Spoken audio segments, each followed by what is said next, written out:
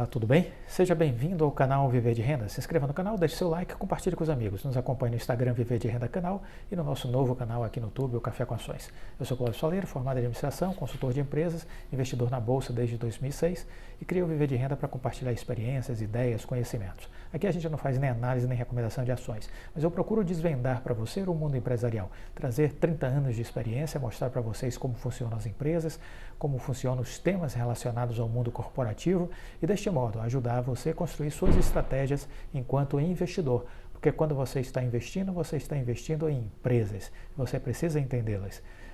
Nada mais importante do que entender como funciona o meio empresarial e como pensam os grandes líderes. Estamos fazendo uma série de vídeos a partir do conteúdo deste livro, O Líder, a história de Rudolph Giuliani, que foi prefeito de Nova York. Nessa edição, que é antiga, de 2001, mas que ele traz uma série de conteúdos e contextos de alta relevância. Tive a oportunidade de assistir a uma conferência dele presencial, exatamente no final de 2002, tive essa oportunidade de ouvi-lo pessoalmente, falando já sobre essa experiência que ele teve à frente da maior cidade dos Estados Unidos, e inclusive vivendo aqueles momentos tão caóticos e críticos que foi o atentado contra o World Trade Center, né? Dentre os muitos temas que a gente vem aqui discutindo ao longo dessa série, eu quero agora dar uma ênfase a um capítulo onde ele fala sobre a importância de cercar-se das melhores pessoas. Cerque-se das melhores pessoas. E se a gente olhar para Jorge Paulo Lemann, a gente vai ouvir Jorge Paulo Lemann, da Ambev, dizendo: cerque-se de gente boa. Cerque-se de gente boa. É isso. Veja que o Giuliani fala uma coisa, o Lemann fala a mesma coisa, o Jim Collins fala a mesma coisa. Isso começa a fazer um grande sentido coletivo, né? Um grande sentido coletivo. E aí ele diz: encontre a pessoa mais adequada para o cargo, para o desafio e ponto. Analise os pontos fortes e os pontos fracos das pessoas, inclusive os seus. Ao galgar uma posição de liderança, não acredite que você chegou lá por conta de obra de Deus. É exatamente nessas horas que a humildade é mais valiosa. Quais são os seus pontos fracos? Pergunte-se isso o tempo todo. Quais são os seus pontos fracos? Como corrigi-los? Como compensá-los? Como desenvolver e dar amplitude aos seus pontos fortes? Volto para um executivo com quem eu trabalhei que me dizia: eu tenho interesse profundo, genuíno pelos seus pontos fortes. Eu quero otimizar as suas forças e quero minimizar as suas fraquezas. Esse é o papel de um líder. Então, aprendi isso e acho que temos que trazer isso para as nossas vidas também, não só o profissional, mas como o pessoal, né? O desenvolvimento de uma dinâmica que extrai o máximo de cada pessoa é uma das facetas mais árduas da liderança. Não basta identificar e atrair grandes talentos. Não basta identificar e atrair grandes talentos. É preciso garantir que os indivíduos compõem um todo mais poderoso do que a soma dos valores de cada um. E isso é um processo em parte consciente e em parte inconsciente. Veja que aí tem um conciliar, né, de um racional com um intuitivo. Qualquer ambiente altamente realizador atrai pessoas relativamente independentes que estão habituadas a dar as cartas. Forçá-las a trabalhar juntas cria tensão e, de certa forma, isso também fomenta soluções criativas. É preciso trabalhar o equilíbrio dessas muitas personalidades e habilidades. Lembra que eu fiz um vídeo do Pep Guardiola falando sobre uma das tarefas mais importantes dele como líder e como treinador de futebol, era exatamente conciliar os egos, né, as vaidades. E ele dizia: como eu consigo fazer isso? Fazendo eles entender de que o todo é mais importante do que o indivíduo, do que a parte. Então é um pouco isso que a gente precisa fazer com as equipes. Valorizar cada um, procurar estimular o desenvolvimento de cada um, mas ao mesmo tempo trabalhar fortemente para que eles entendam que o todo é o mais importante.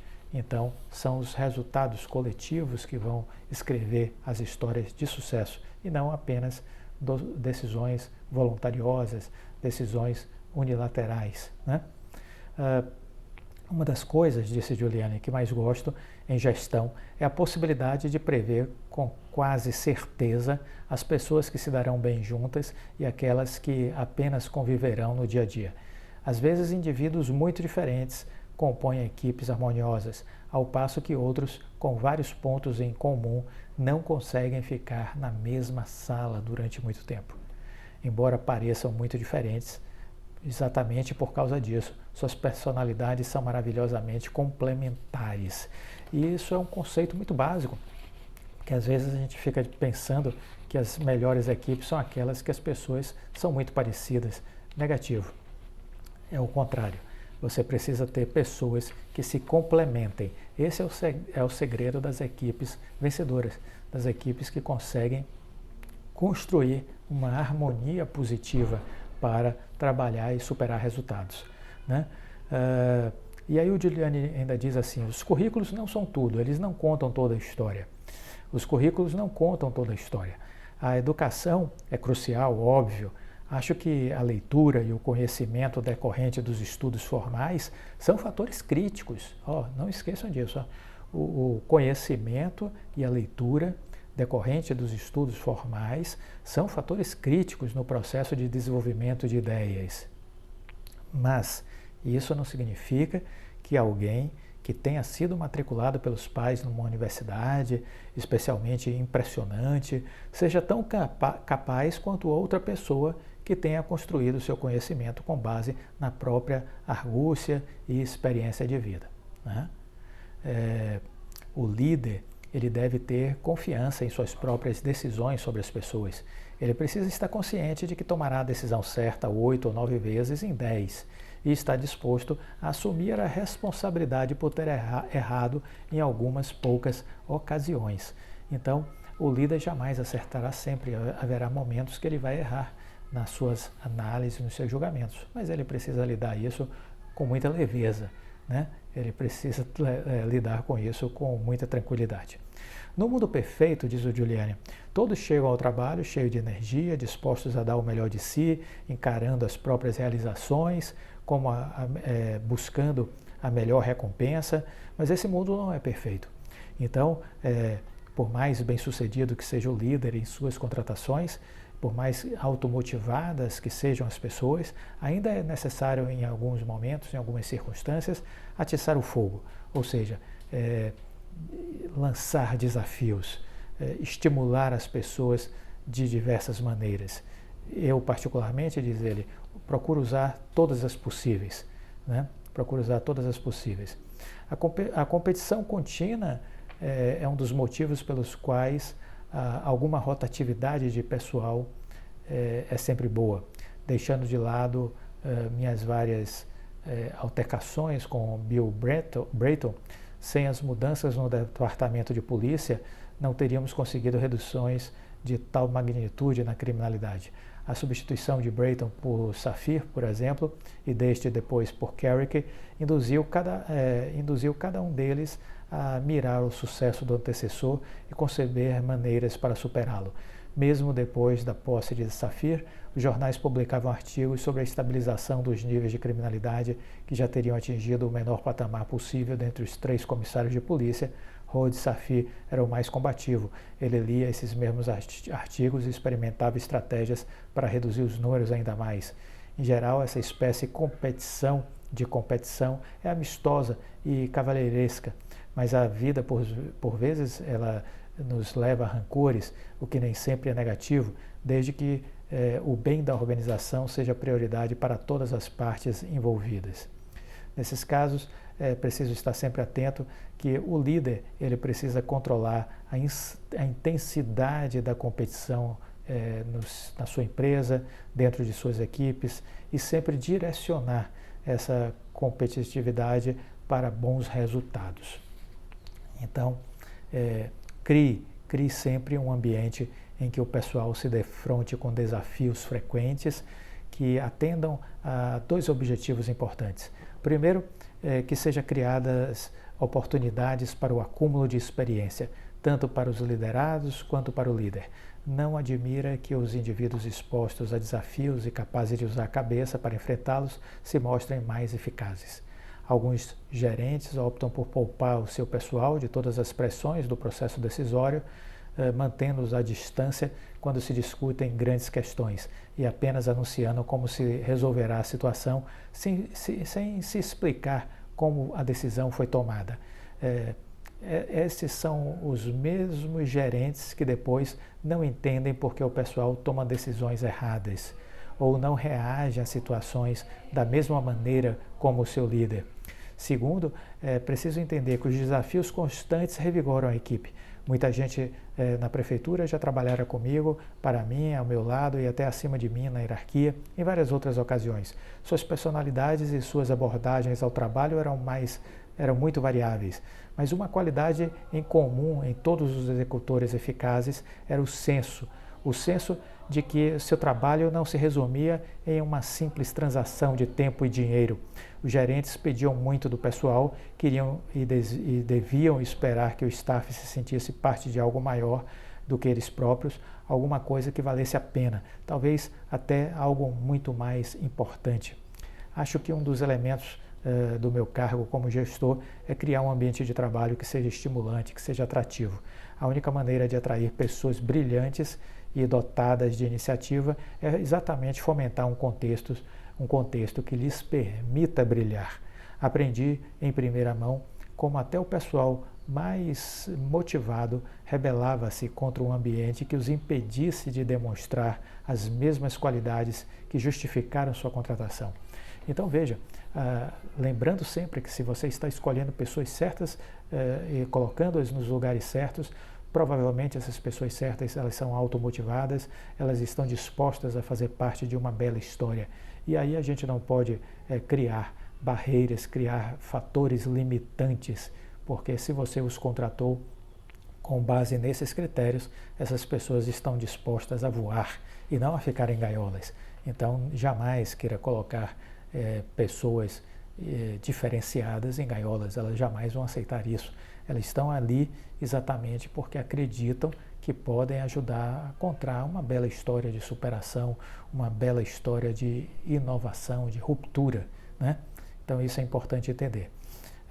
As instituições imbuídas, diz o Giuliani, de forte espírito de equipe e de altos níveis de motivação, geralmente alcançam enormes produtividades.